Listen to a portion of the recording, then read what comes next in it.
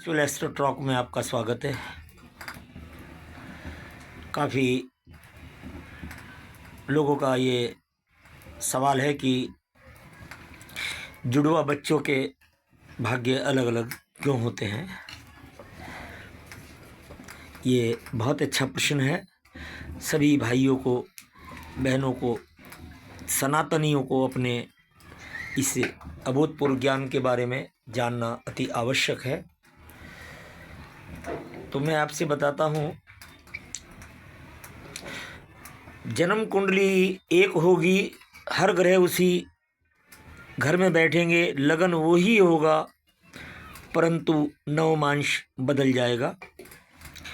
1 minute से लगभग 4 minute तक के अंतराल में जो बच्चों का जुड़वा जन्म होता है, उनका नवमांश कहीं 1 मिनट के अंदर बदलेगा, तो कभी 2 मिनट में, कभी 2.5 मिनट में, कभी 3 मिनट में, अंततः 4 मिनट तक लगभग नवमांश बदल जाता है। आप पूछेंगे उसका कारण।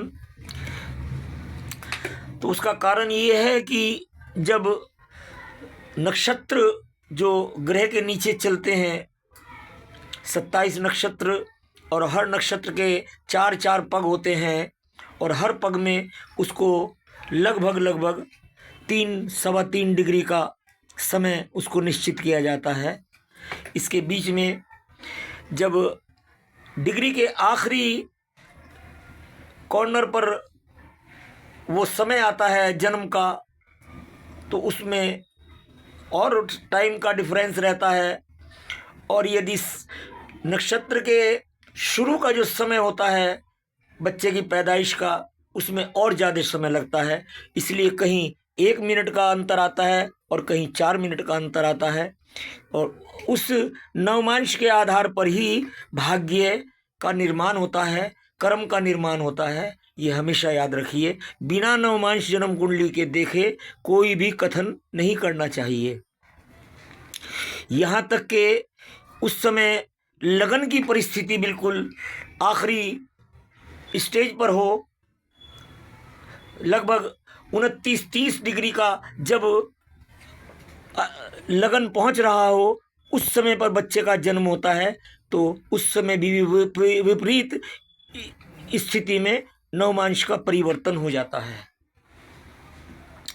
ये तो रही नवमांश की बात। अब जितनी दूर हम जाएंगे, एक बच्चे ने जन्म लिया है दिल्ली में और एक बच्चे ने जन्म लिया है मद्रास में, तो उन दोनों के जन्मों के भाग्य का अंतर भी अलग अलग आएगा। अब पूछेंगे क्यों, तो उसका ये जवाब है कि हमारे पृथ्वी के अक्षांश और देशांतर की जो डिग्रियां हैं वो बदलती रहती हैं। सूर्य दिल्ली में यदि 6:10 पर उदय होता है, तो मद्रास के अंदर, चेन्नई के अंदर उसका कोई और समय होगा। अरुणाचल एटा प्रदेश में, एटा नगर में कुछ और समय होगा उदय का और अस्त का। उसके आधार पर ग्रहों की परिस्थितियां, पृथ्वी की परिस्थितियां बदलती हैं, दिन और रात की परिस्थितियां बदली हैं, अक्षांश और देशांतर की परिस्थिति बदलती है, और उसके आधार पर लगन भी बदल जाता है।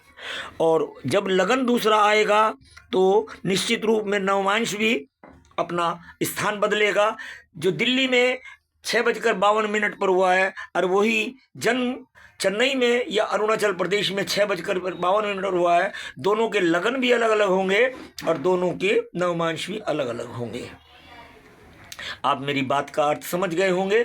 यदि नहीं समझे तो मैं अगले वीडियो में आपको और इससे भी ज़्यादा इसकी गहराई का रहस्य बताऊंगा।